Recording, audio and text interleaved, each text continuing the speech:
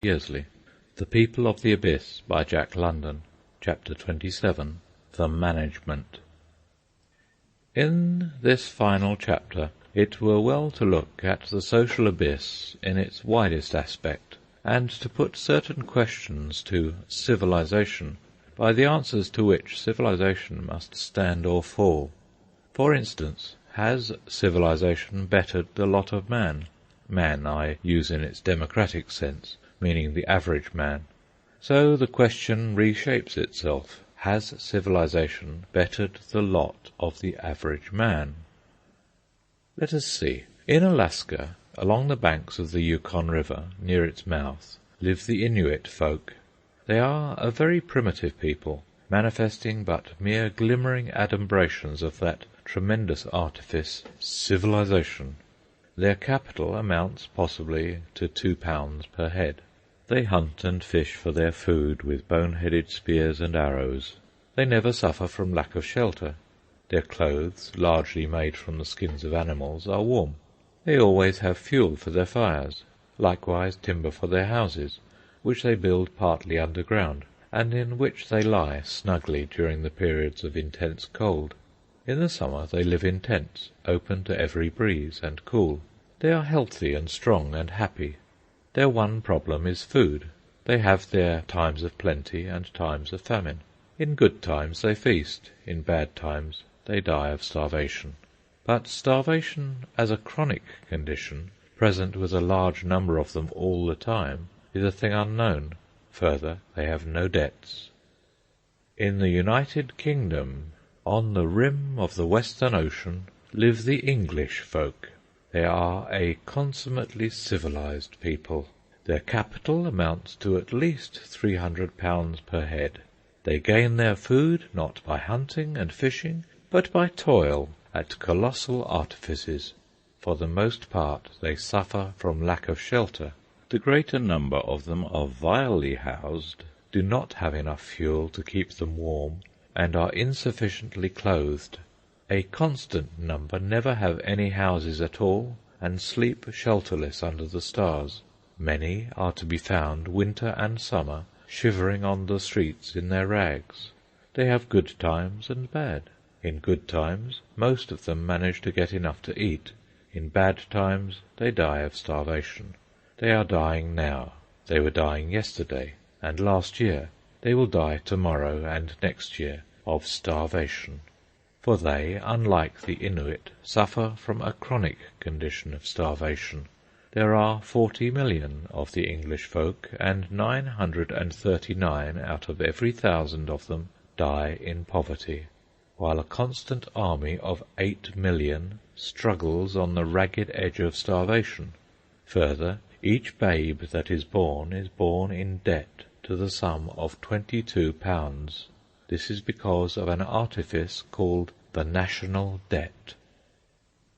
In a fair comparison of the average Inuit and the average Englishman, it will be seen that life is less rigorous for the Inuit, that while the Inuit suffers only during bad times from starvation, the Englishman suffers during good times as well, that no Inuit lacks fuel, clothing, or housing, while the Englishman is in perpetual lack of these three essentials. In this connection it is well to instance the judgment of a man such as Huxley. From the knowledge gained as a medical officer in the East End of London, and as a scientist pursuing investigations among the most elemental savages, he concludes, "Were the alternative presented to me, I would deliberately prefer the life of the savage to that of those people of Christian London."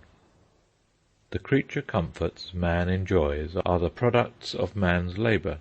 Since civilization has failed to give the average Englishman food and shelter equal to that enjoyed by the Inuit, the question arises, has civilization increased the producing power of the average man?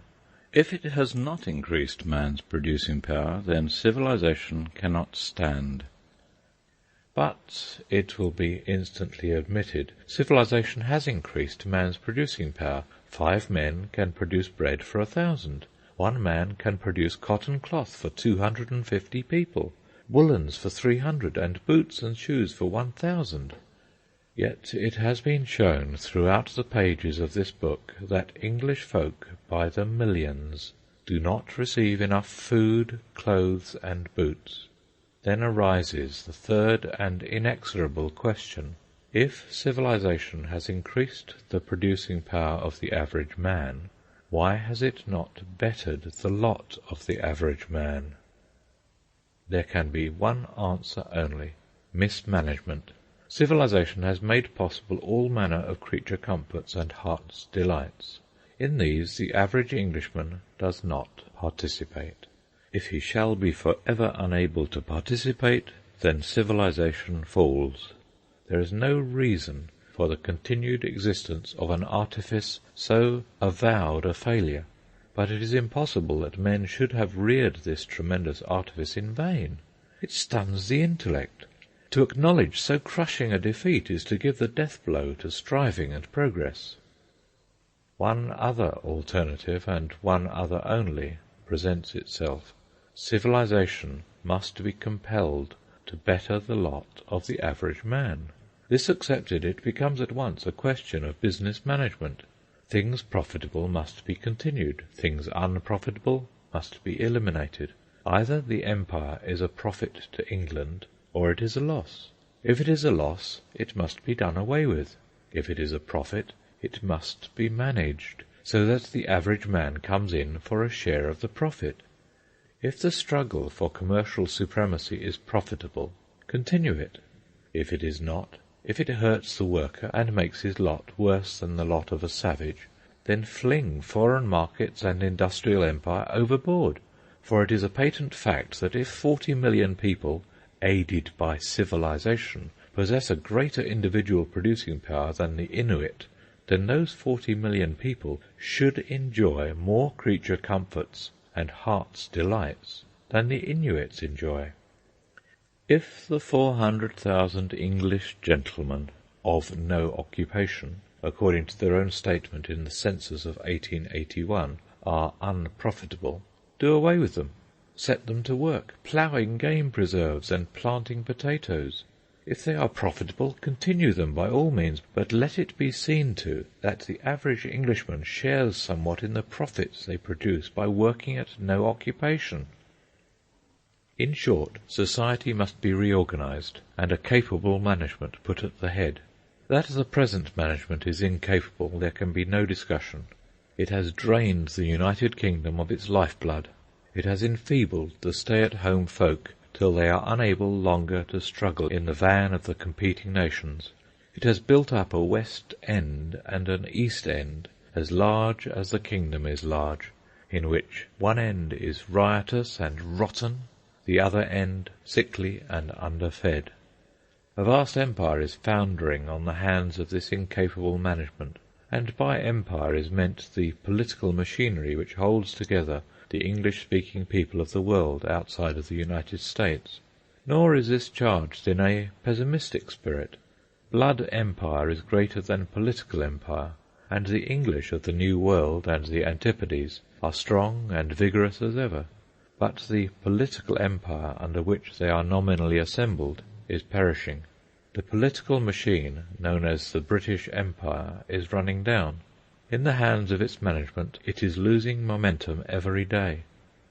It is inevitable that this management, which has grossly and criminally mismanaged, shall be swept away.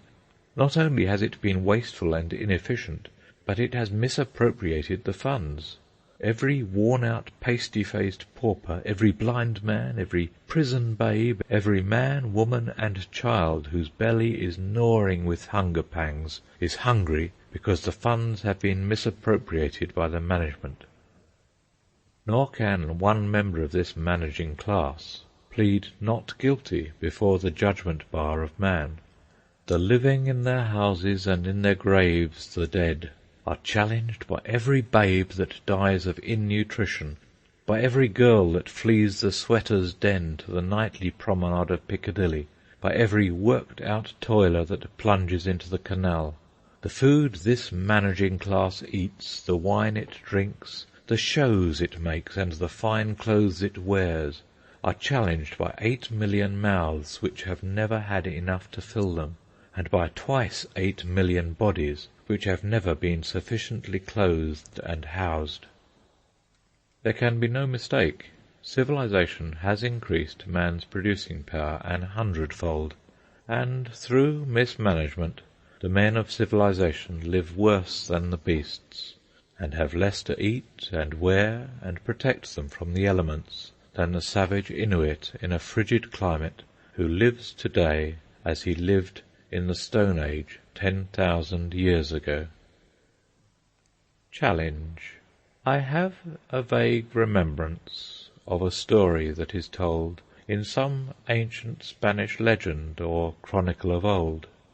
It was when brave King Sanche was before Zamora slain, and his great besieging army lay encamped upon the plain. Don Diego de Ordenez sallied forth in front of all, and shouted loud his challenge to the warders on the wall. All the people of Zamora, both the born and the unborn, as traitors did he challenge with taunting words of scorn. The living in their houses, and in their graves the dead, and the waters in their rivers, and their wine, and oil, and bread. There is a greater army that besets us round with strife, a starving, numberless army, at all the gates of life. The poverty-stricken millions, who challenge our wine and bread, and impeach us all as traitors, both the living and the dead. And whenever I sit at the banquet, where the feast and song are high, amid the mirth and music I can hear that fearful cry. And hollow and haggard faces look into the lighted hall, and wasted hands are extended to catch the crumbs that fall. And within there is light and plenty, and odours fill the air, but without there is cold and darkness, and hunger and despair. And there in the camp of famine, in wind and cold and rain, Christ, the great Lord of the army, lies dead upon the plain. Longfellow. End of chapter 27, and the end of The People of the Abyss by Jack London. Recorded by Peter Yearsley.